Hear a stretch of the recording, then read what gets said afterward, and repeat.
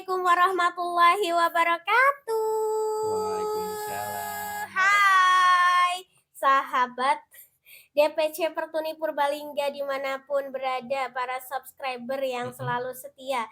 Alhamdulillahirabbil alamin, senang sekali Cahaya Weni, MC Pertuni yang selalu ceria sepanjang hari dan selalu wangi sepanjang hari kembali berpodcast ya. Alhamdulillah. Mudah-mudahan semuanya kabar baik, kabar sehat, dan mudah-mudahan semua usahanya dilancarkan, dimudahkan. Amin. Semuanya. Amin. Dan kali ini Cahaya Weni tidak podcast sendiri. Kalau podcast sendiri nanti dikira gimana ya, kok ngomong sendiri ya gitu. Namanya ya. bukan podcast. Apa namanya? Ngeromet.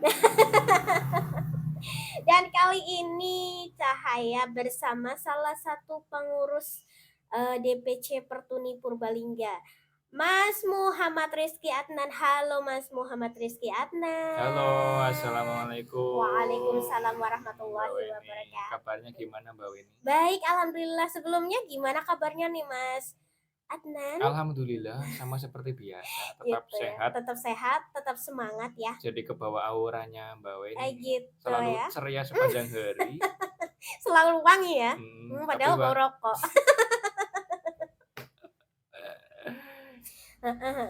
Gimana hari ini, menyenangkan? Alhamdulillah tetap menyenangkan, apalagi bisa berjumpa lagi bersama penyiarnya yang wangi. Luar biasa.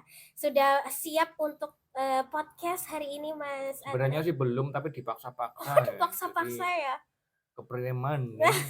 Kepremaning gimana lagi ya. Oke, sebelumnya terima kasih untuk subscriber dimanapun berada, masih setia bersama DPC Pertuni Purbalingga channel YouTube ya.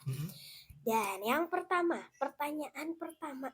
Wah, malah deg-degan ya. Gitu ya, deg-degannya ketemu aku apa pertanyaannya ini? Pertanyaannya. Oke.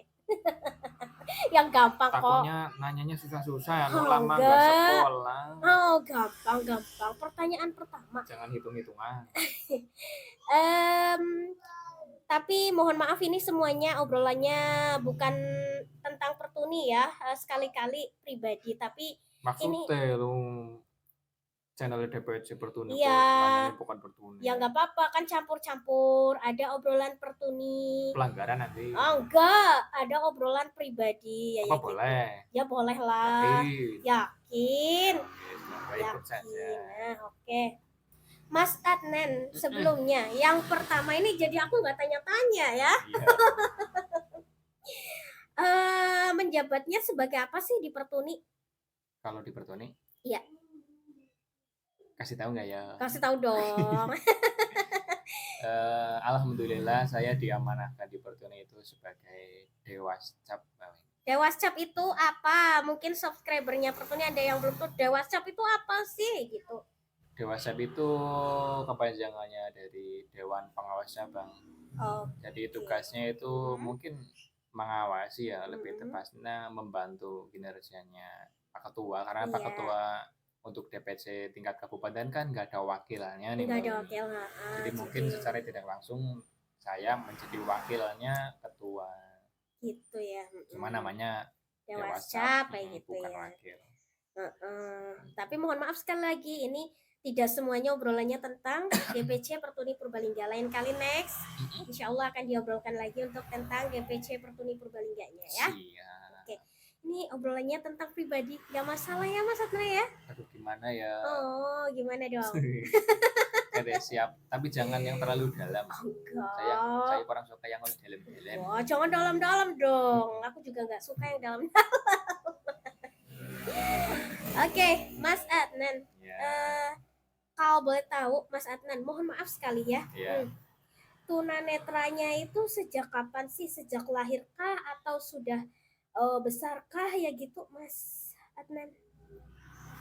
Kalau tentang ketunanetraan nih Mbak Weni, alhamdulillah kalau saya sendiri dikasih sama Tuhan itu dari lahir kondisi dalam keadaan normal Mbak Weni. Alhamdulillah ya, berarti bisa masih melihat dunia. Alhamdulillah ya. Itu sampai kira-kira umur 16-17 tahunan. Waktu itu Aku lagi di sekolah menengah atas, SMK. SMA, SMK.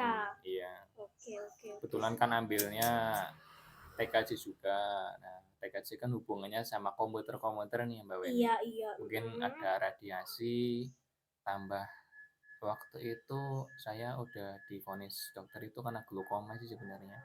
Jadi mungkin lebih mempercepat penurunan matang pandang sama jarak pandang. Betul.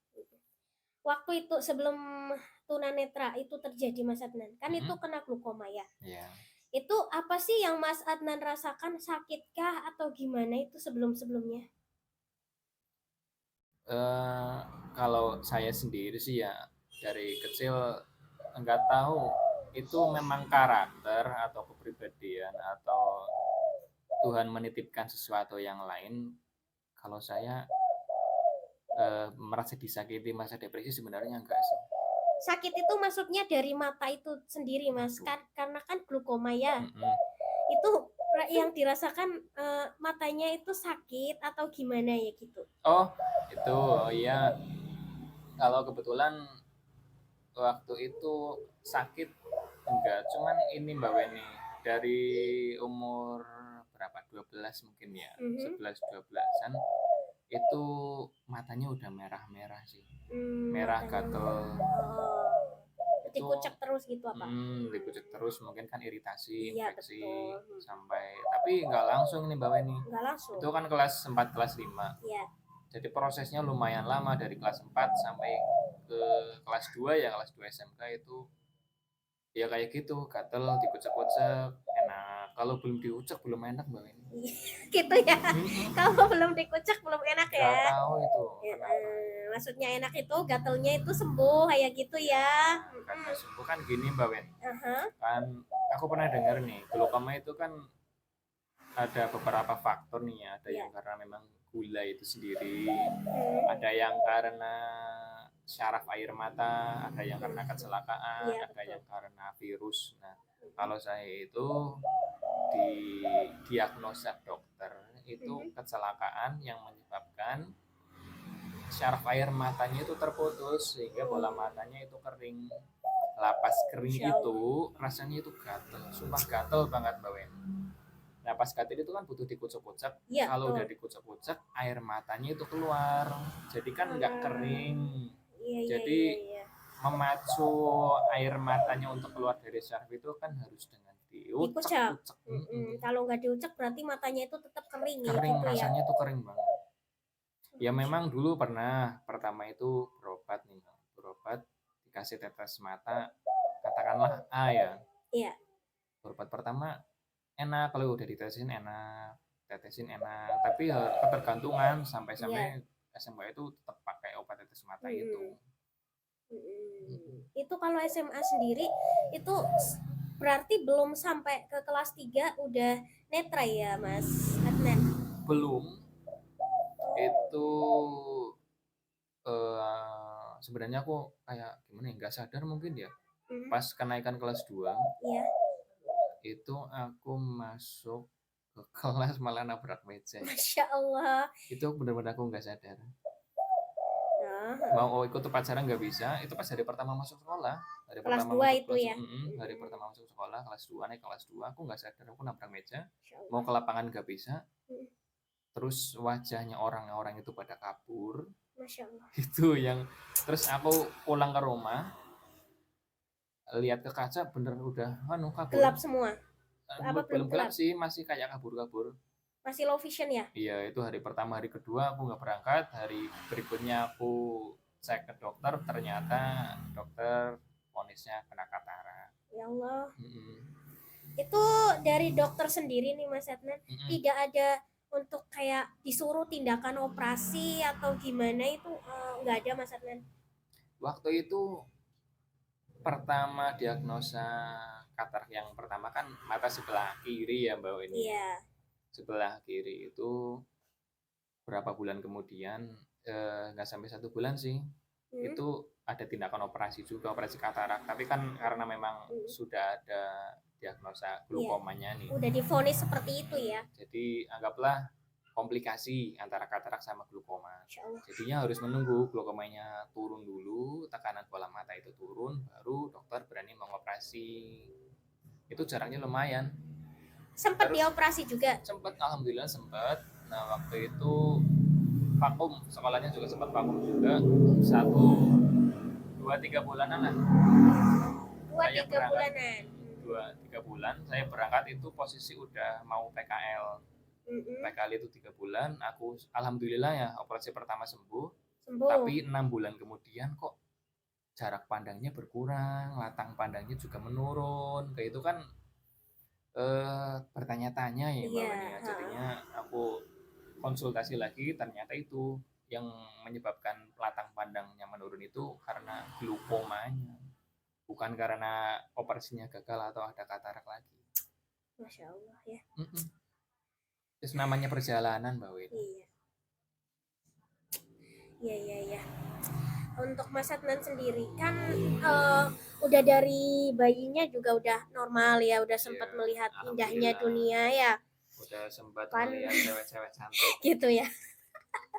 Kan tetap down banget pasti ya, apalagi kan tunanetranya itu udah besar ya kan, udah SMA lagi, udah SMK gitu ya. Orang Cahaya Weni aja yang dari bayi ya, dari lahir, dari pokoknya dari keluar dari maknya ya. Itu brojol langsung. Tetap waktu apa ya namanya sadar. Udah tahu kok aku terlahir kayak gini, kok aku kayak gini, tetap itu. Kalau Mas Adnan pastilah, kalau Cahaya tahu pasti perasaannya tetap ke bawah tetap turun kayak gitu. Tetap ada kayak gitu kan Mas Adnan? Tahu aja ya Mbak Weni. Ya, mungkin Mbak Weni merasakan juga sih ya. Tetap merasakan, walaupun dari bayi pun merasakan kayak gitu. Kalau waktu itu memang Mbak Weni, kalau depresi sih enggak, stres juga alhamdulillah enggak. Tapi secara mental aku benar-benar down. Karena aku pas begitu kena tunanetra belas nggak pernah main ke rumah temen, nggak pernah keluar rumah, ya jarang lah. Kalaupun toh keluar ya paling-paling ke musola, ke warung pun nggak pernah. Paling ke rumah mbah yang dekat, rumahnya sebelahan kayak gitu paling. Karena kepercayaan dirinya pasti menurun banget lah ya. Berkurang banget Mbak Weni. Iya, dari beratnya normal ya enggak. Terus ke tunanetra atau disabilitas netra, pasti Cahaya pun merasakan itu. Pasti menurun banget. Apalagi tunanetranya itu wah udah ibaratnya tahu segala-galanya lah, udah tahu lah ya gitu. Terus downnya itu lama atau berapa ini Mas Adnan, berapa tahun atau berapa bulan itu bisa move on lagi? Bisa move on sebenarnya sampai sekarang pun terkadang masih. Gitu ya. Kalau pas mau keluar rumah yang hubungannya sama apa ya, mungkin teman-teman lama kayak itu, terus terang saya kalau di rumah sendiri masih kurang percaya diri sih. Tapi kayaknya enggak, aku tahu banyak dari teman-temanku yang tunanetra juga merasakan seperti itu, yang dulunya normal terus jadi tunanetra. Kalau di lingkungannya sendiri itu terkadang merasa minder ya, kurang percaya diri sih. Insyaallah ya. Tapi alhamdulillah waktu itu kan kalau nggak salah sih 2011-2012 kena tunanetra jadi tunanetra, tapi masih ada pandangan. Buta total itu mengalami penurunan yang drastis itu malah posisi di asrama Mbak Weni ini. Oh berarti jadi, pernah sekolah di asrama juga waktu itu ya? Pernah dong, alhamdulillah. Waktu itu ada ceritanya gini Mbak Weni. Waktu itu aku lagi potong rambut. Nah potong rambut itu yang motong kebetulan kan tunadaksa. Tahu kan Mbak Weni? Tahu. Tunadaksa itu kebetulan kakinya mohon maaf nggak ada satu disambung kayak gitu. Nah orang itu menyarankan untuk ke dinas sosial dan cari informasi, dan alhamdulillah beberapa bulan kemudian saya diantarkan langsung menuju asrama tersebut. Gitu. Itu keadaannya masih down apa udah mulai menerima keadaan nih Mas? Masih down Mbak Weni, masih down dan mencari cara untuk bangkit kembali. Nah ini yang jadi pertanyaannya Cahaya kali ini. Waduh, apa ini?